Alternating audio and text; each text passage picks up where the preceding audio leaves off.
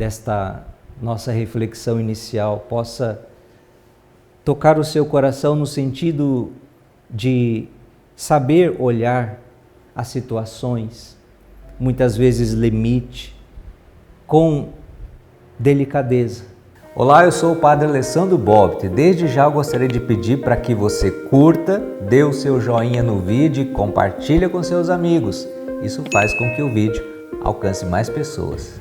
Uma história verídica, uma história de uma criança de 7 anos de idade.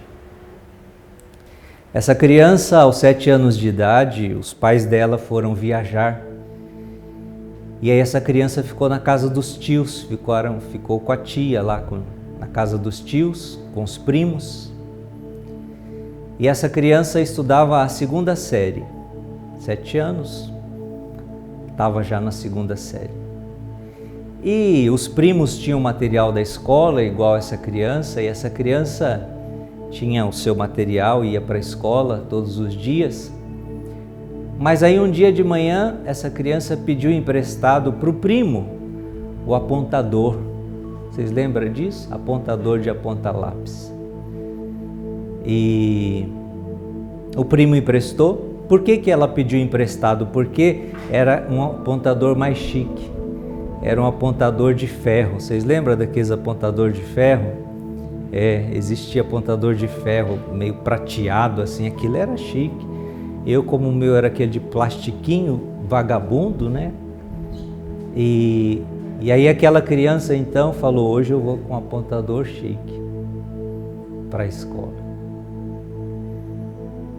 Mas justamente naquele dia, ela lá na aula, com o apontador na sua mochila escolar, levanta um garoto, um aluno da sala, dizendo, professora, o meu apontador sumiu.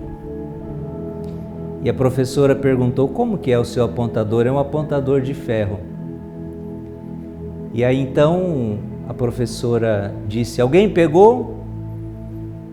Ninguém se manifestou. Mas aquele menino já pensou, poxa vida, se me verem com o apontador do meu primo, vão achar que fui eu. E a professora falou, já que ninguém se manifesta, eu vou passar de carteira em carteira revistando o material. E ela foi passando até que chegou naquele menino. E quando ela abriu e encontrou aquele apontador de ferro, ela perguntou pro rapaz, é esse aqui? Ele disse sim, é esse. Naquele momento aquele menino já estava paralisado, não conseguia falar nada, as pernas tremiam porque o que ele poderia dizer? Ele nunca foi com um apontador bonito para a sala de aula e naquele momento aquele menino dizia que o apontador era dele. Ele já começou a chorar e a professora falou, que coisa mais feia. Vai de castigo para frente da sala, ficar de costas para o quadro. Naquele momento, aquele menino de costas para a turma, sendo olhado por todos como um ladrãozinho, começou a chorar, porque nunca tinha passado por um vexame tão grande. A professora percebeu a situação. Olhando aquele pranto, conhecendo os pais daquela criança, ela começou a meditar, não pode ser ele. E ela se aproximou dele e disse, aquele apontador é seu? Ele falou, não, é do meu primo que eu pedi emprestado hoje. A professora resolveu acreditar. Foi no menino e disse, devolve o apontador, que esse apontador não é seu. Aquele menino sou eu. Essa história aconteceu comigo quando eu tinha 7 anos de idade. Talvez uma das coisas assim mais traumatizantes que a gente não lembra para não doer o coração, mas saber que ser acusado de alguma coisa sem ter feito diante dos colegas é uma experiência das mais difíceis. Isso muitas vezes vai gerar traumas que pessoas vão carregar para o resto da vida. Na sua personalidade, no seu jeito de ser. Mas, graças a Deus, aquela professora no último momento teve um discernimento. Olhando para o comportamento daquele aluno, para o que ele representava, para o jeito dele de ser, para a família dele, para os pais dele, não, ele não fez isso. E ela então devolveu. Sabe, filho, filha, quantas vezes também pessoas carregam traumas, feridas, justamente porque foram nelas provocados registros negativos tão profundos. Então é disso que o padre quer falar hoje na direção espiritual. O poder dos registros positivos e dos registros negativos. E às vezes, desde o ventre materno, tudo aquilo que acontece fora, aquilo afeta a criança, fica registrado. Por exemplo, uma criança que a mãe queria abortar. Não pense que essa criança não entenda, ela entende. E esse desejo de aborto pode repercutir para o resto da vida dela de muitas formas. Porque qual que é o registro que está no inconsciente? Eu não devo viver, mamãe não quer. Eu não sou amada, eu devo morrer. Isso pode vir através de um câncer, quando ela crescer. Ela não tem consciência, mas a informação está lá. E isso determina o seu biológico. Ela pode, pessoas com pensamentos suicidas, adolescentes que muitas vezes têm tudo, mas tenta se suicidar. Não estou dizendo que todo caso essa é a raiz, mas muitas vezes quando a gente vai puxar, houve uma rejeição no útero materno, do pai, da mãe. Isso acontece e registra a gente. E isso, olha, quantas pessoas se arrastam com tantos registros negativos. Olha, no ventre materno é o tempo mais assim susceptível, mas também infância, mesmo adolescência. Muitas vezes traumas da infância, humilhações, vexações. Claro que tem as coisas positivas e daqui a pouquinho eu vou contar também o meu testemunho positivo. Mas para dizer o quê? Às vezes a gente não tem noção. Às vezes uma mãe grávida expõe o bebê, discussão com o pai, discussão com o marido, discussão em casa, violência doméstica, agressividades mútuas. Tudo aquilo está sendo absorvido por essa criança e isso vai determinar na sua personalidade traumas, e até enfermidades. Isso é muito sério. Por isso, desde o ventre materno, você vai ser bênção, você é amado, você é luz na nossa vida, você é Deus que te mandou para alegrar. Você tem que determinar isso.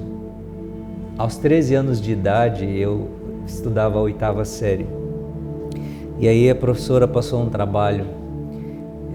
Eu não sei se hoje ainda faz isso, aí tem que formar grupo. Forma grupo para fazer o trabalho, tinha que formar grupo.